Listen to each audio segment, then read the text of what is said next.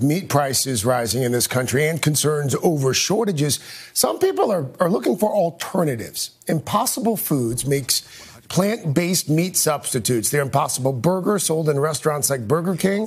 It's a burger that's become quite popular. Pat Brown is the company's founder and CEO. Pat, good morning to you. More on that in just a moment, but we found out a short time ago that before you created this company, you were also a professor at Stanford University, as I understand it, who studied genes, who studied viruses. What do you make of what we just heard there from the founder of 23andMe? They're looking at this correlation between genes and how susceptible someone might be to COVID-19. I think it's a great idea. I think first of all, it's a very interesting scientific question, but also understanding what genetic variants make people particularly susceptible will help us understand the molecular mechanisms by which the virus causes disease, and that may lead to some new ideas for treatment and prevention. Let's talk about Impossible Foods for a moment, because as you know, the Labor Department recently reported this jump in grocery prices, eggs specifically, but also meat.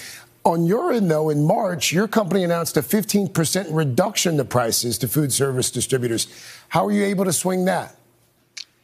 Oh, well, we're a startup, and we've been growing very fast. And as we grow, we get some economies of scale, and we pass those on to our consumers. And so we did that earlier this year, and we'll keep doing that as our scaling enables our prices to come down.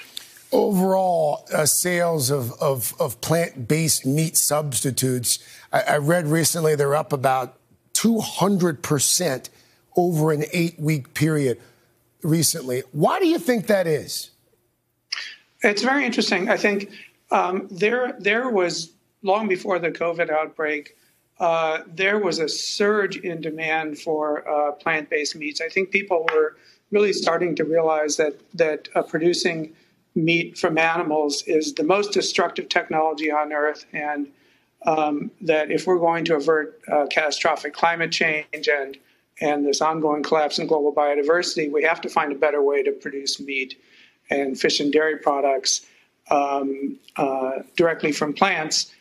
So that awareness has been a part of it, and also the products that are on the market today, the Impossible Burger, is completely unlike the plant-based meat substitutes that existed just a couple of years ago.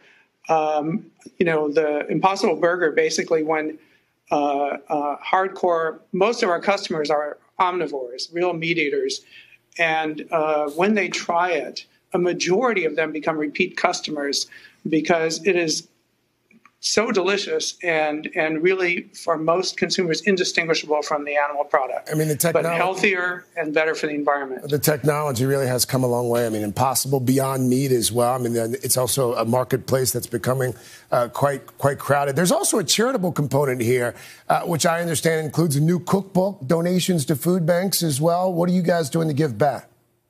Oh, absolutely. So it's always been part of our, we're a mission-based company, and part of our mission has been to improve access to healthy, nutritious food for the world. We've been making donations to food banks since we started production. Just in the past few months, we've donated more than 100,000 pounds of Impossible Burger to food banks. That's about 500,000 Quarter Pounders.